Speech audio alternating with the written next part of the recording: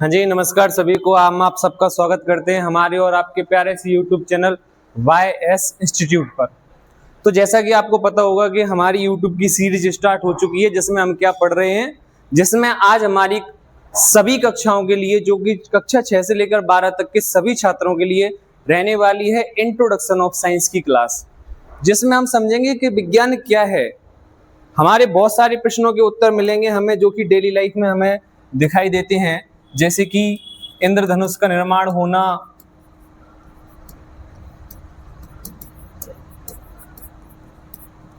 तारों का टिमटिमाना, दिन रात का होना। तो ये सब क्या है? प्राकृतिक घटनाएं हैं। तो ये किससे संबंधित हैं, इनका क्या कारण है, इन सबको हम समझेंगे। ठीक है, तो जैसा कि आपको पता होगा, तो आज हम स्टार्ट करते हैं हमारी पहली class introduction of science for all classes. ये सभी कक्षाओं के लिए रहने वाली है। तो सबसे पहला क्वेश्चन, व्हाट इज साइंस? विज्ञान क्या है? तो जैसे ही आप अपने चारों तरफ नजर घुमाएंगे, आपको चारों तरफ जो कुछ भी दिखाई देगा, तो आप देखेंगे अपने चारों तरफ आपको पंखे, कूलर, टेबल, कुर्सी, किताबें, दीवार, आपके मम्मी पापा, भैया बहन, दादी दादा, ये सब दिखाई देंगे। ये सब क्या है?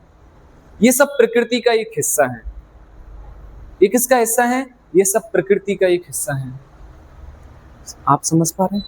तो जो कुछ भी हमारे चारों तरफ है, वो सब क्या है? प्रकृति है। तो बेसिकली बात की जाए, जो कुछ हमें सब दिखाई दे रहा है वो प्रकृति है। तो लेकिन विज्ञान क्या है? इसका विज्ञान से क्या संबंध है? तो चलिए इसको समझते हैं। सबसे पहले अगर हम बात करें, जो साइंस शब्द है,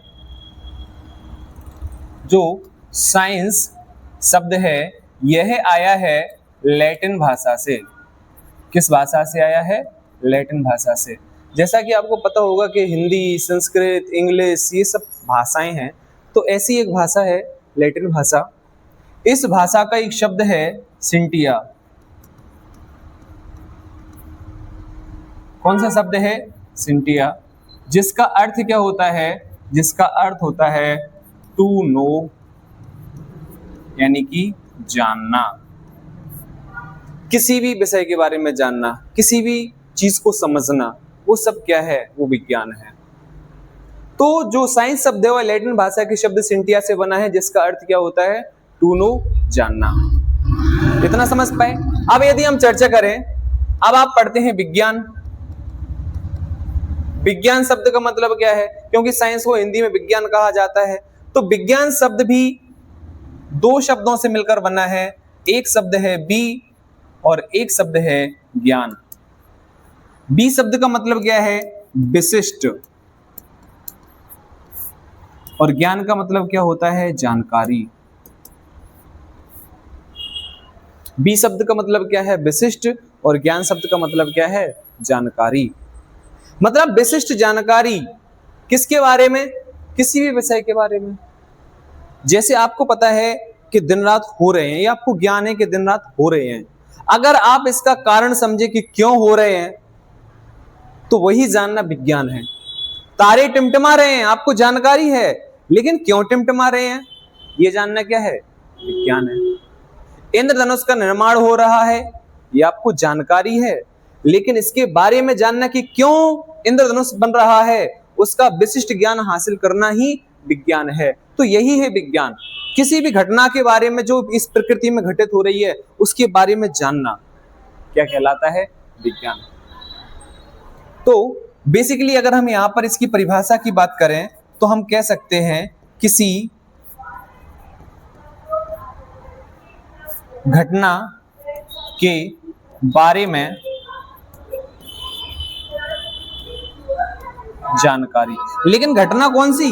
जो प्रकृति में घटित हो रही है। घटना कौन सी? जो प्रकृति में घटित हो रही है। प्रकृति और प्राकृतिक घटनाओं के बारे में जानकारी प्राप्त करना विज्ञान है। यानी प्रकृति में जो घटनाएं घटित हो रही हैं, उनके क्यों और कैसे जानना, कि वो क्यों हो रही हैं और कैसे हो रही हैं, इसके बारे में जानना ही क्या है? विज्ञान है। तो विज्ञान क्या है? आई थिंक आप इस शब्द को समझ पाए होंगे। ठीक है, चलिए आगे बढ़ते हैं। अब आप थोड़ा सा क्या समझेंगे? अब आप थोड़ा सा किसके बारे में जानेंगे कि जो विज्ञान है बेसिकली प्रकृति के बारे में बताता है। तो प्रकृति क्या है, ये नेचर क्या है, जो कुछ हमें चारों तरफ दिखाई दे रहा है, जो कुछ हमारे चारों तरफ है, वो सब क्या है, प्रकृति है, प्रकृति का एक हिस्सा है। तो प्रकृति मुख्यतः दो घटकों से मिलकर बनी है। कौन कौन से? एक पदार्थ और एक ऊर्जा, यानी इसे कहा जाता है सब्सटेंस और इसे कहा जाता है एनर्जी। मैटर भी कह देते हैं। तो अब आप देखिए, पदार्थ और ऊर्जा। पदार्थ क्या है? कोई भी वस्तु या कण जिसमें क्या हो, द्रव्यमान हो और क्या हो, आयतन हो, अर्थात स्थान घेरे। कोई भी वस्तु या कण जिसमें द्रव्यमान हो और आयतन हो, उसे क्या कहा जाता है? उसे पदार्थ कहा जाता है। क्या कहा जाता है? पदार्थ कहा जाता है। ठीक है। ऊर्जा क्या है? ऊर्जा है कार्य करने की क्षमता। कार्य करने की क्षमता को क्या कहा जाता है? ऊर्जा। तो यदि बात की जाए, जैसे कि आप बैठे हुए उस कमरे में लाइट होगी, तो जो प्रकाश है वो क्या है? ऊर्जा का एक रूप है। आप हमें सुन पा रहे हैं, जो आपको सुनाई दे रहा है वो ध्वनि है, ध्वनि भी क्या है? ऊर्जा का एक रूप है। जो ये पंखा चल रहा है और जो विद्युत आ रही है, वो विद्युत भी क्या है? ऊर्जा का एक रूप है। और अगर बात की जाए, जो टेबल कुर्सी किताबें ये सब आपको दिखाई दे रही है, ये सब क्या है? ये सब पदार्थ हैं। तो हमें नेचर में दो चीजें पता चलती हैं कि एक पदार्थ और एक ऊर्जा। तो इसके बारे में ही हमें अब समझना है कि पदार्थ क्या है और पदार्थ कितने प्रकार का है। तो चलिए देखते हैं। तो पदार्थ, कोई भी वस्तु या कण, कोई भी वस्तु या कण जिसमें क्या हो? द्रव्यमान तथा जो स्थान घेरे, उसे क्या कहा जाता है? उसे पदार्थ कहा जाता है। क्या कहा जाता है? पदार्थ। हम आपसे बोला करें तो आप बोला करो साथ में, जिससे आपको क्लियर होगा, है ना। जैसे हम आपसे कहें क्या कहा जाता है? पदार्थ, तो उसे रिपीट किया करो साथ में। समझ पा रहे जी? तो कोई भी वस्तु या कण जिसमें क्या हो? द्रव्यमान और जो स्थान घेरे, उसे क्या कहा जाता है? उसे पदार्थ कहा जाता है। तो बात यह कि सर ये द्रव्यमान क्या है? तो द्रव्यमान बेसिकली देखा जाए तो पदार्थ में निहित मात्रा है।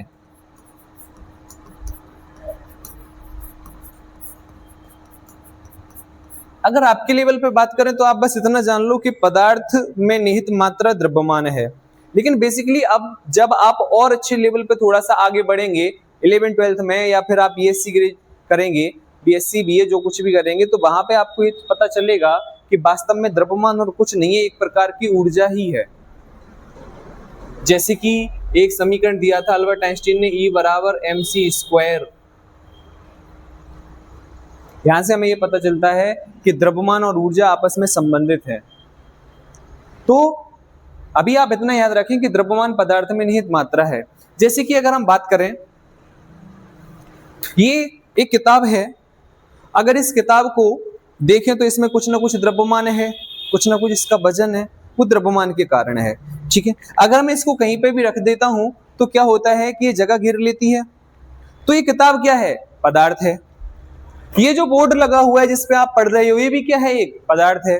ये भी क्या है? एक पदार्थ है। तो जो कुछ हम देख पा रहे हैं वो क्या है? पदार्थ है। यानी जैसे जल, कुर्सी, किताब आदि, यानी जिसको हम अपनी ज्ञानेंद्रियों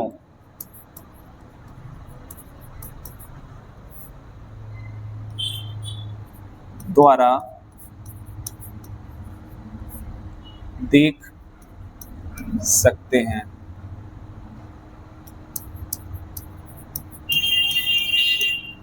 लेकिन वायु को तो नहीं देख पा रहे, तो उसे भी तो महसूस किया जा रहा है। आप देखते हैं कि वायु को क्या करते हैं? महसूस करते हैं। वो स्थान भी घेरती है। ये प्रकृति का कौन सा रूप है? दृश्यमान रूप ये कौन सा रूप है प्रकृति का? ये प्रकृति का दृश्यमान रूप है ना? आप देख पा रहे हो ये सब क्या है, जब आप पार्टिकल के बिल्कुल अंदर पहुंचते हैं तो आपको कुछ ऐसा नजर आता है, एकदम बहुत ब्यूटीफुल सी रचना नजर आती है, जैसे कितना सुंदर लग रहा है। तो ये पदार्थ के अंदर की बातें हैं, एनर्जी है ना। नेक्स्ट, अब आप देखिए पदार्थ को हम दो प्रकार से विभाजित करते हैं। कैसे? एक तो भौतिक गुणों के आधार पर और एक रासायनिक गुणों के आधार पर। तो पदार्थ को दो प्रकार से विभाजित किया जाता है, एक भौतिक गुणों के आधार पर और एक रासायनिक गुणों के आधार पर। तो भौतिक गुणों के आधार पर पदार्थ मुख्य तीन प्रकार का होता है। कौन कौन सा? ठोस, द्रव और गैस। ठोस, द्रव और गैस। केमिकल क्लासिफिकेशन रासायनिक गुणों के आधार पर अगर हम बात करें तो एक होता है जिसे हम कहते हैं अशुद्ध पदार्थ, यानी कि मिश्रण, और एक होता है शुद्ध पदार्थ। एक कौन सा होता है? शुद्ध पदार्थ। अशुद्ध पदार्थ जैसा कि आपको पता होगा, ये जिसे क्या कहा जाता है? समांगी मिश्रण। क्या कहा जाता है? समांगी मिश्रण। और एक होता है विषमांगी मिश्रण। कैसा होता है? विषमांगी मिश्रण, है ना। जैसे कि मिट्टी को आप पानी मिलाते तो विषमांगी मिश्रण प्राप्त होता है ना। समांगी मिश्रण माने जैसे आप पानी में शक्कर को मिलाते हैं तो समांगी मिश्रण प्राप्त होता है ना। और फिर इसके बाद क्या है कि जो शुद्ध पदार्थ हैं उसमें कौन कौन से हैं? एक है तत्व और एक है यौगिक। एक है तत्व और एक क्या है? यौगिक है। तत्व को भी दो भागों में बांटा गया है, मेटल्स एंड नॉन मेटल्स। एक और होता है जिसे उपधातु कहा जाता है। कंपाउंड्स भी दो प्रकार के हैं, ऑर्गेनिक कंपाउंड, इनऑर्गेनिक कंपाउंड, कार्बनिक यौगिक और अकार्बनिक। इनके बारे में आगे हम विशेष चर्चा करेंगे, ठीक है। अभी तो बस आपको इतना सा बताया है कि मैटर यानी पदार्थ को दो प्रकार से विभाजित किया जाता है, एक उसके भौतिक गुणों के आधार पर, एक उसके रासायनिक गुणों के आधार पर। भौतिक गुण का मतलब है आकार, आयतन, घनत्व आदि, इनके आधार पर विभाजित किया जाता है। रासायनिक गुण का मतलब होता है रूप, रंग, है ना, और स्वाद, गंध, इनके आधार पर विभाजित किया जाता है। तो ये इसका केमिकल क्लासिफिकेशन है, जिसमें आपने दो प्रकार से पढ़ा, एक अशुद्ध पदार्थ, एक शुद्ध पदार्थ। अशुद्ध पदार्थ जिसे मिश्रण कहा जाता है। शुद्ध पदार्थ में दो चीजें होती हैं, तत्व और यौगिक। इसके बारे में आप आगे पढ़ेंगे। और इसके बाद अगर हम बात करें, यहाँ पर ये समांगी मिश्रण और विषमांगी मिश्रण, ये आपका अशुद्ध पदार्थ का प्रकार हो जाता है। थोड़ी सी चर्चा हम इनके बारे में करेंगे, फिर इसके बारे में हम आगे बढ़ते हैं, ठीक है। चलिए देखते हैं। तो सबसे पहले ठोस किसे कहा जाता है? ठोस क्या है? तो वे पदार्थ जिनके आकार और आयतन दोनों निश्चित होते हैं। वे पदार्थ जिनके आकार और आयतन दोनों निश्चित होते हैं उन्हें क्या कहा जाता है? पदार्थ कहा जाता है। जैसे कि यही एग्जांपल लेते हैं, जैसे कि आपके पास ये किताब है, तो अभी आप देख पा रहे हैं इसका जो आकार है आपको दिखाई दे रहा है कि चौकोर है, निश्चित है, ठीक है। अभी मैं इसको कहीं रख दूं तो ये निश्चित जगह भी घेरेगा, यानी कहीं भी रख दूं उतनी ही जगह घेरेगा। तो इसका आयतन भी, यानी आकार भी निश्चित है, आयतन भी निश्चित है। तो ये कैसा है? ठोस है, ठीक है। अगर हम बात करें फिर वे पदार्थ जिनका आयतन तो निश्चित होता है लेकिन आकार निश्चित नहीं होता, उन्हें क्या कहा जाता है? द्रव कहा जाता है। जैसे कि पानी, दूध, तेल, ये सब क्या है? ये सब द्रव हैं। क्यों? क्योंकि इन्हें जिस बर्तन में रख दो उसका आकार ले लेते हैं। आकार निश्चित नहीं है, आयतन निश्चित है। यानी जितना आयतन ये जग में घेरेगा उतना ही आयतन ये थाली में रख दो उसमें घेर लेगा, जिसमें बोतल में रख दो उसमें घेर लेगा। आयतन निश्चित है लेकिन आकार निश्चित नहीं है, ठीक है। फिर वे पदार्थ जिनका ना तो आकार निश्चित होता है और ना ही आयतन निश्चित होता है, उन्हें क्या कहा जाता है? उन्हें गैस कहा जाता है, ठीक है। जैसे ऑक्सीजन, नाइट्रोजन आदि, ये सब क्या हैं? ये सब गैसें हैं। एक चीज और आप याद रखिएगा, क्या कि द्रव और गैस, इन दोनों में बहने का गुण पाया जाता है, अर्थात ये बहते हैं। तो इस कारण इन्हें क्या कहा जाता है? इन्हें तरल कहा जाता है। क्या कहा जाता है? तरल, क्योंकि ये बहते हैं। और बहने वाले पदार्थों को क्या कहते हैं? तरल। ठीक है।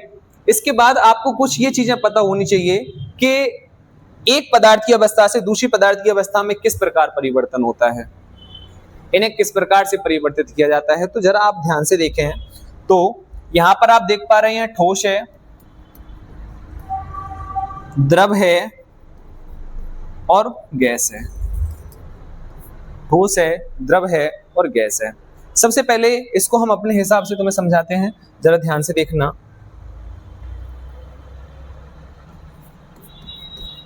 ठोस, द्रव और गैस।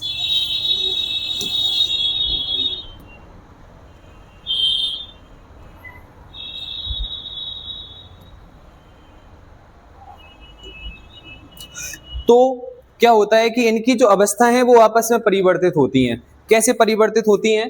तो जब आप क्या करते हैं, जब द्रव गैस में परिवर्तित होता है, यानी जब द्रव अवस्था से गैसीय अवस्था में परिवर्तित होता है, तो इस प्रक्रिया को क्या कहा जाता है? इस प्रक्रिया को कहा जाता है बाष्पीकरण। इस प्रक्रिया को क्या कहा जाता है? बाष्पीकरण। यानी द्रव का गैस में परिवर्तित होना क्या कहलाता है? बाष्पीकरण कहलाता है। और गैस का द्रव में परिवर्तित होना क्या कहलाता है? ये कहलाता है संघनन। क्या कहलाता है? संघनन। और द्रव का ठोस में परिवर्तित होना क्या कहलाता है? द्रव का ठोस में परिवर्तित होना क्या कहलाता है? क्या आप ये बता सकते हैं द्रव का ठोस में परिवर्तित होना क्या कहलाता है? याद आया? क्या करते हो? पानी को कहां रखते हो? फ्रिज में। वो क्या करता है? जम जाता है। तो इसे हम क्या कहते हैं? हिमीकरण। क्या कहा जाता है? हिमीकरण। ठीक है। और अगर ठोस से द्रव हो रहा है तो इसे क्या कहा जाता है? क्या आप इसका आंसर देंगे? देंगे? आ रहा है? बोलिए। नहीं आ रहा है तो हम बताते हैं। इसे क्या कहते हैं? गलन। क्योंकि वो गल रहा है, इसे क्या कहा जाता है? गलन कहा जाता है। ठीक है। और गैस का द्रव ठोस में परिवर्तित होना ये क्या कहलाता है? क्या आपको इसका आंसर पता है? याद है? नहीं है तो कोई बात नहीं है। इसे कहा जाता है निक्षेपण। क्या कहा जाता है? निक्षेपण। और ठोस का गैस में डायरेक्ट परिवर्तित होना वो क्या कहलाता है? वो कहलाता है ऊर्ध्वपातन। क्या कहलाता है? ऊर्ध्वपातन। आई थिंक ये सब आपको समझ में आया होगा। तो यहां पर हम इसे लिख देते हैं कि ठोस का द्रव में परिवर्तित होना, ठोस का द्रव में परिवर्तित होना क्या कहलाता है? ये कहलाता है गलन। कि गल गया। क्या कहलाता है? गलन। और द्रव का ठोस में परिवर्तित होना क्या कहलाता है? द्रव का ठोस में परिवर्तित होना क्या कहलाता है? जमना या हिमीकरण। क्या कहलाता है? जमना या हिमीकरण। ठीक है। और द्रव का गैस में परिवर्तित होना क्या कहलाता है? तो द्रव का गैस में परिवर्तित होना कहलाता है बाष्पीकरण। क्या कहलाता है? बाष्पीकरण। और गैस का द्रव में परिवर्तित होना क्या कहलाता है? गैस का द्रव में परिवर्तित होना कहलाता है संघनन। क्या कहलाता है? संघनन। और ठोस का गैस में परिवर्तित होना क्या कहलाता है? ठोस का गैस में परिवर्तित होना कहलाता है ऊर्ध्वपातन। क्या कहलाता है? ऊर्ध्वपातन। और गैस का ठोस में परिवर्तित होना क्या कहलाता है? गैस का ठोस में परिवर्तित होना कहलाता है निक्षेपण। तो आई थिंक ये चीजें आपको समझ में आ गई होंगी जो हम आपको समझाना चाह रहे थे कि ठोस का द्रव में परिवर्तित होना क्या कहलाता है? गलन। द्रव का ठोस में परिवर्तित होना क्या कहलाता है? जमना या हिमीकरण। द्रव का गैस में परिवर्तित होना कहलाता है बाष्पीकरण। गैस का द्रव में परिवर्तित होना कहलाता है संघनन। और ठोस का गैस में परिवर्तित होना ऊर्ध्वपातन। और गैस का ठोस में परिवर्तित होना क्या कहलाता है? निक्षेपण कहलाता है। आई थिंक इतनी बातें आपको क्लियर होंगी। अब आगे बढ़ते हैं। नेक्स्ट, परमाणु। परमाणु किसे कहते हैं? तो परमाणु पदार्थ की संरचनात्मक इकाई है। जैसे आप जानते हैं, आप जब आपके घर का निर्माण होता है तो घर के निर्माण में सबसे जो छोटी इकाई माना जाता है जिसे ईंट कहते हैं। ईंटें मिलकर ही दीवार का निर्माण करती हैं, दीवारें मिलकर कमरे का, और कमरे मिलकर किसका निर्माण करते हैं?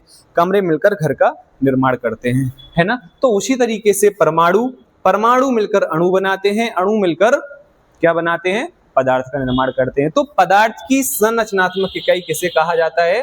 पदार्थ की संरचनात्मक इकाई किसे कहा जाता है? परमाणु को कहा जाता है। ठीक है, परमाणु पदार्थ का सूक्ष्मतम कण है। परमाणु पदार्थ का सूक्ष्मतम कण है जो स्वतंत्र अवस्था में नहीं रह सकता। जो कैसे नहीं रह सकता? स्वतंत्र अवस्था में नहीं रह सकता। तो फिर कैसे रहेगा? या तो ये तत्व बना के रहेगा या अणु बना करके रहेगा।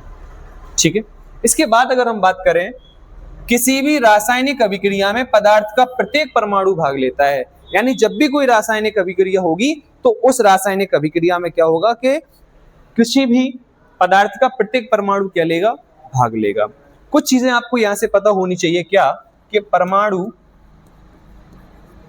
परमाणु में मुख्यतः इस तरीके से विभाजित किया जाता है कि परमाणु में एक तो एकदम केंद्रीय भाग होता है जिसे क्या कहा जाता है? जिसे कहा जाता है नाभिक। परमाणु के केंद्रीय भाग को क्या कहा जाता है? नाभिक। और इस नाभिक के अंदर ही संपूर्ण द्रव्यमान क्या रहता है? स्थिर रहता है। और क्या होती हैं? कक्षाएं होती हैं।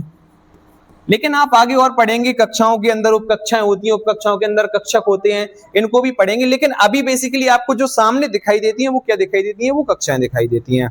ठीक है, तो नाभिक के भीतर दो प्रकार के अपरमाणु कण होते हैं जो कि महत्वपूर्ण हैं, आपको पता होनी चाहिए। एक तो होता है प्रोटॉन और एक होता है न्यूट्रॉन। एक होता है प्रोटॉन और एक होता है न्यूट्रॉन। और कक्षाओं के अंदर क्या होते हैं? कक्षाओं के अंदर होते हैं इलेक्ट्रॉन। आपको बस अभी इतना ही पता होना चाहिए। आगे जब हम पढ़ेंगे तो इनके बारे में हम विशेष रूप से अधिक चर्चा करने वाले हैं, है ना। चलिए, इसके बाद जो नेक्स्ट हम क्या समझते हैं? नेक्स्ट हम समझते हैं इसके बारे में, जरा ध्यान देंगे। इसको पढ़ा आपने, जैसे आप देख पा रहे होंगे ये नाभिक है, ये चारों तरफ क्या है? कक्षाओं। कक्षाओं में कौन घूम रहे हैं? कक्षाओं में इलेक्ट्रॉन घूम रहे हैं। ठीक है, देखो इसके बाद जो हमारा नेक्स्ट है वो है तत्व। कि तत्व किसे कहा जाता है? तो देखिए, तत्व पदार्थ का सरलतम रूप है, अर्थात इसे भौतिक अथवा रासायनिक प्रक्रियाओं के द्वारा और अधिक सरल घटकों में विभाजित नहीं किया जा सकता। तो क्या होता है कि तत्व पदार्थ का सरलतम रूप है, इसे और हम आगे विभाजित नहीं कर सकते कि हम चाहें इसे और तोड़ते जाएं, नहीं। इसमें क्या होगा कि हम और आगे विभाजित, ऑक्सीजन का तत्व है, उसे किस में तोड़ोगे? ऑक्सीजन में ही रहेगा। ऐसा तो है नहीं कि आप ऑक्सीजन से नाइट्रोजन बना दो। समझ पा रहे? तो रासायनिक या भौतिक प्रक्रियाओं द्वारा इसे और अधिक सरल घटकों में क्या नहीं किया जा सकता? विभाजित नहीं किया जा सकता। तत्व एक ही प्रकार के परमाणुओं से निर्मित होता है जो आपस में अभिक्रिया नहीं करते। ये आधुनिक अभिकल्पना है, ये मॉडर्न कंसेप्ट है तत्व के बारे में। ये आधुनिक परिभाषा है क्या, कि तत्व एक ही प्रकार के परमाणुओं से निर्मित होता है जो आपस में अभिक्रिया नहीं करते। आपस में क्या नहीं करते? अभिक्रिया नहीं करते। यानी कि ऐसे समझिए कि यहां पर ये ऑक्सीजन है तो ऑक्सीजन के परमाणु हैं, लेकिन ये ऑक्सीजन के परमाणु आपस में अभिक्रिया नहीं कर रहे। अगर ये अभिक्रिया कर लेंगे तो अणु बन जाएगा, लेकिन ये आपस में क्या नहीं कर रहे? अभिक्रिया नहीं कर रहे। और अगर ये आपस में अभिक्रिया नहीं कर रहे हैं तो क्या है? ये तत्व है। क्या है? तत्व है। और तत्वों के साथ कोई संख्या नहीं लिखी जाती। सोडियम है, सोडियम का तत्व है, भाई ठीक है, ये सोडियम है, इसके साथ कोई संख्या नहीं है। ऑक्सीजन है, ऑक्सीजन का तत्व है। नहीं सर, हम O2 लिख देंगे, हमें पता है भाई, फिर ये O2 तत्व नहीं रहेगा, ये ऑक्सीजन गैस हो जाएगी। ये अणु हो गया एक, जिसमें ऑक्सीजन के दो परमाणु हैं। समझ पा रहे? अरे आप तो इतने होशियार, समझ गए होंगे। अगली बात आपको क्या पता होनी चाहिए? तत्वों की संख्या कितनी है? 118। तत्वों की संख्या कितनी है? 118। और 118 में से आप याद रखेंगे कि 94 तत्व ऐसे हैं जो प्राकृतिक हैं। कैसे हैं? प्राकृतिक हैं। और जो 24 तत्व हैं वो कैसे हैं? वो कृत्रिम हैं। 24 तत्व कैसे हैं? कृत्रिम हैं। ठीक है, अच्छा। तत्व को निम्न 3 प्रकार से विभाजित करते हैं: धातु, अधातु और उपधातु। धातु, अधातु, उपधातु। सबसे पहले अगर हम बात करें, तत्व शब्द दिया किसने था? तो तत्व शब्द किसने दिया था? तो तत्व शब्द को देने वाले जो वैज्ञानिक थे वो कौन थे? Robert Boyle. कौन थे? Robert Boyle. तो रॉबर्ट बॉयल वो साइंटिस्ट थे जिन्होंने क्या नाम दिया था? तत्व नाम दिया था, है ना। चलिए नेक्स्ट क्या रहने वाला है, यौगिक। यौगिक किससे कहा जाता है, तो समझिए दो या दो से अधिक तत्वों के एक निश्चित अनुपात में रासायनिक संयोग से निर्मित होता है। यानी जब दो या दो से अधिक तत्व एक निश्चित अनुपात में मिलेंगे तो किसका निर्माण होगा, यौगिक का। जैसे समझते हैं, जैसे H2O, मैंने लिखा H2O। अब आप देख पा रहे हैं कि यहाँ पे हाइड्रोजन कितने हैं, 2, ऑक्सीजन कितना है, 1। तो इसमें हाइड्रोजन और ऑक्सीजन का अनुपात कितना है, 1। यानी अगर H2O लेना है, आप कहीं से भी पानी उठा लो, चाहे समुद्र का पानी ले लो, चाहे आप नल का पानी ले लो, किसी का भी पानी ले लो, पानी का सूत्र यही रहेगा H2O, और जिसमें हाइड्रोजन और ऑक्सीजन का अनुपात कितना रहेगा, 2:1। नहीं सर, हमारा मन ये है कि हम हाइड्रोजन 2 और ऑक्सीजन भी 2 लेंगे। हमने कहा ले लो, कोई दिक्कत नहीं, लेकिन ये फिर ये जल नहीं रहेगा, ये कोई दूसरा यौगिक बन जाएगा। जैसे हम क्या कहेंगे, हाइड्रोजन पर ऑक्साइड। यहां पर 2:2 हो जाएगा, यानी कि 1:1 निकल के आएगा हाइड्रोजन ऑक्सीजन का अनुपात, फिर ये हाइड्रोजन पर ऑक्साइड है। समझ में आया?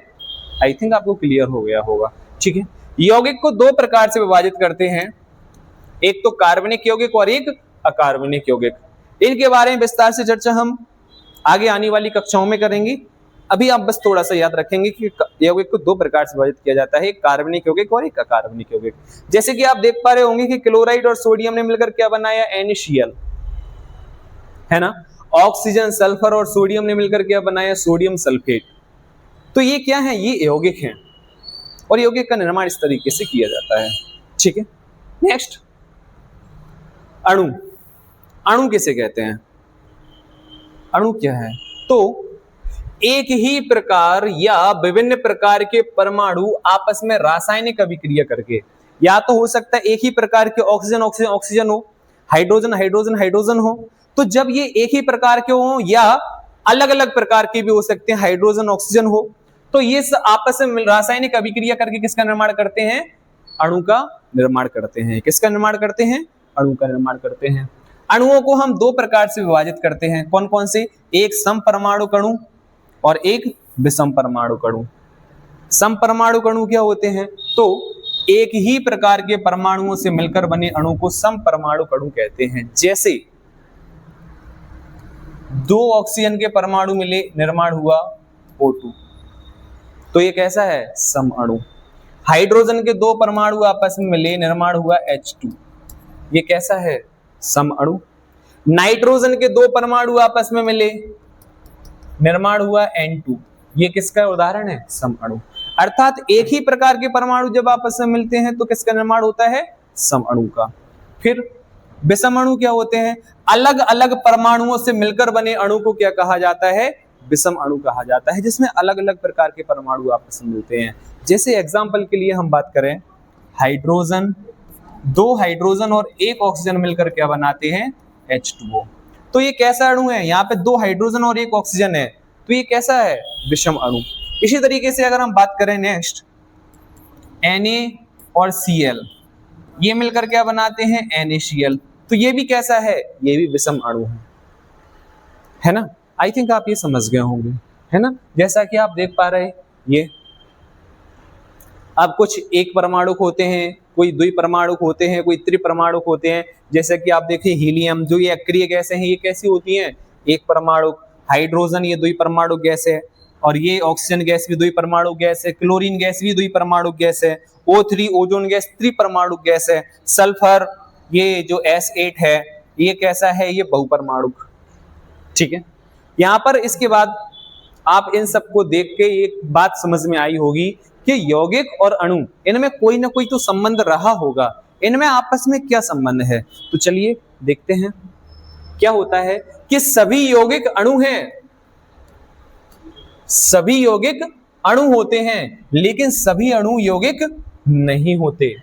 इसका क्या मतलब है, जैसे मैंने कहा ऑक्सीजन O2 है, इसमें ऑक्सीजन कितने हैं, 2, क्या ये यौगिक है, हाँ या ना उत्तर दो। उत्तर है नहीं। क्यों नहीं है यौगिक, क्योंकि यौगिक की परिभाषा क्या थी, 2 या 2 से अधिक तत्वों के परमाणु आपस में मिलकर किसका निर्माण करते हैं, यौगिक का, लेकिन यहाँ पर तो एक ही है ऑक्सीजन, तो ये यौगिक नहीं है, अणु है।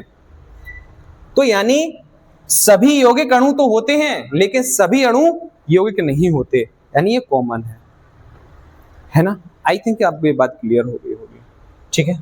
तो छोटी सी एक बात जिसमें आप क्या देखते हैं कि क्या होता है कि जो कभी नाव है ना, चारों तरफ पानी होने से जहाज नहीं डूबते, यानी कोई जहाज है उसके चारों तरफ पानी है, समुद्र में चल रहा है, तो जहाज नहीं डूबते। जहाज कब डूबता है? जब उसके अंदर पानी आने लगता है। तो आपको इस बात से फर्क नहीं पड़ना चाहिए कि आपके चारों तरफ क्या हो रहा है। जब आप चारों तरफ जो कुछ हो रहा है उसके जब आप अपने अंदर जाने दोगे तो आप उसमें डूब जाओगे। तो चारों तरफ जो कुछ हो रहा है उसे इग्नोर मारो और आगे बढ़ते रहो, तो ही आप समुद्र में यात्रा कर पाएंगे। ये दुनिया कुछ और नहीं है, एक प्रकार का समुद्र है ना। ये छोटी सी बात को आप हमेशा याद रखिएगा, है ना। चलिए आज की क्लास में बस इतना ही। आगे हमारी आपसे मुलाकात हो रही अगली क्लास में, तब तक के लिए नमस्कार, राधे।